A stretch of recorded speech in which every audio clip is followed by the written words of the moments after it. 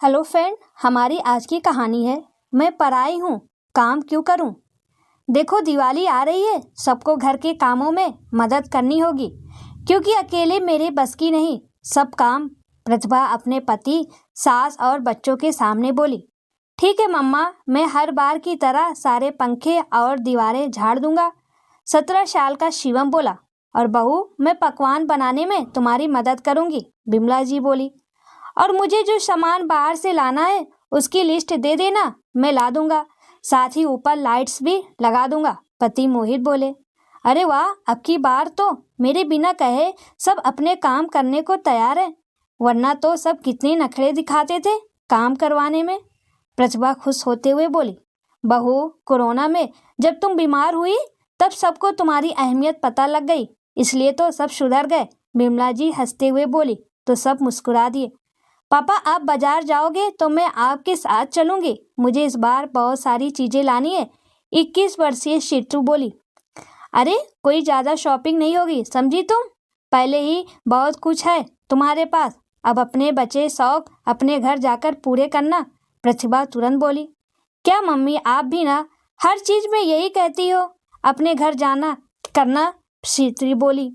हाँ तो बेटियां मायके में पराई अमानत होती हैं, उनका असली घर तो ससुराल ही होता है, उनका जैसी तेरी माँ का ये घर है, प्रतिभा की जगह बिमला जी बोली। पर दादी, मम्मी यहाँ अपनी मर्जी से कहाँ कुछ कर पाती हैं, वो तो आपके कहे से चलती हैं, फिर ये उनका घर कैसे हुआ, श्रुति कुछ सोचते हुए बोली। ज्यादा मत बोल, चल जाकर सफाई कर, दादी उसे झिड़कती हुई अपने कमरे में चली गई।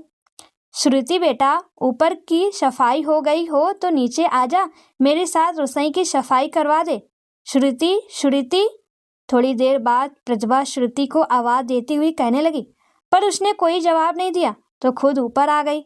इतने में शिवम और दादी भी वहां पहुंच गए। क्या बात है बहू, क्यों चिल्ला रही हो, बिमला जी बोली।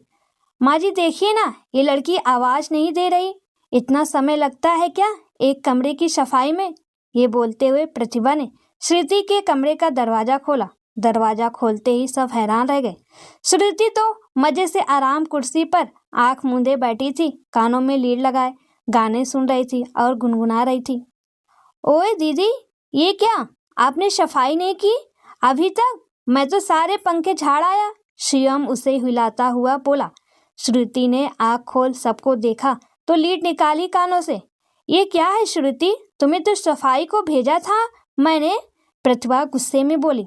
मम्मी चिल आप, सबने तो कहा मेरे लिए ये घर पराया है, कुछ सालों की मेहमान हूँ, ऑल दैट, तो मेहमानों से कोई काम थोड़ी करवाया जाता है, जब अपने घर जाऊंगी तब घर कर लूंगी, तब तक मजे लेने दो, वैसे ही इतने साल पराए घर में सफाई करके खपा दी मैंने, श्रुति मुंह बनाते हुए बोली।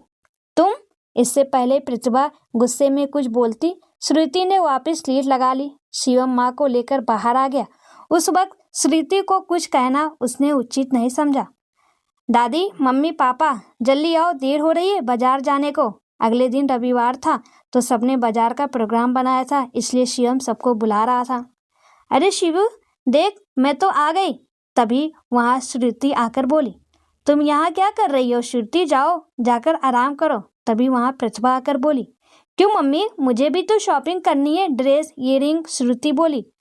बेटा, ये सब तुम अपने घर जाकर लेना, अब मेहमान को हमने 21 साल दिला दिया, काफी है, अब कब तक दूसरों से ये सब लेती रहोगी, हम चलते हैं, तुम गाना सुनो जाकर, प्रतिभा बोली। प्रतिभा की बात सुन श्रुति का मुंह उतर गया, उसे अपनी कही बात जो याद आ गई थी।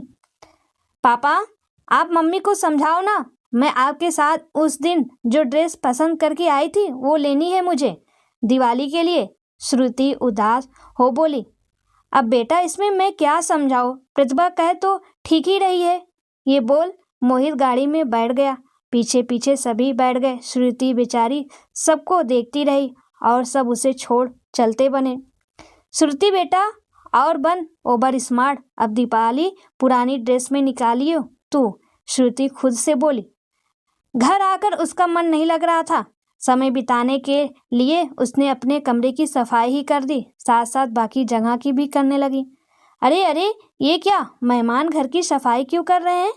छोड़ो झाड़ू। तभी प्रतिभा बाजार से आकर बोली। पीछे पीछे सभी घर में दाखिल हुए।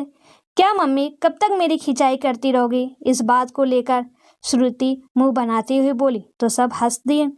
अच्छा दी, आज तुझे दिखाते हैं हम क्या क्या लाए हैं। मेरे कपड़े, जूते, दादी मम्मा की साड़ी। शियम श्रुति से बोला और सामान खोलने लगा। नहीं, मैं जब तुम लोग पहनोगे तभी देख लूंगी। तुम लोग थक गए होंगे, चाय बनाकर लाती हूँ। श्रुति मुंह लटकाकर बोली और रसोई में जाने लगी। अच्छा ठीक है, मत देख, बस ये बता कैसी लगी। बिमला जी एक पैकेट से कुछ निकालती हुई बोली। दादी ये तो, पापा ये वही ड्रेस है ना, ये मेरे लिए है। श्रुति ड्रेस देख चौंकते हुए बोली। अब बेटा, मैं और शिवम तो ऐसी ड्रेस पहनते नहीं। तुम्हारी दादी और मम्मी के ये फिट नहीं बैठेगी तो बचा कौन? मोहित मुस्कुराते हुए बोला।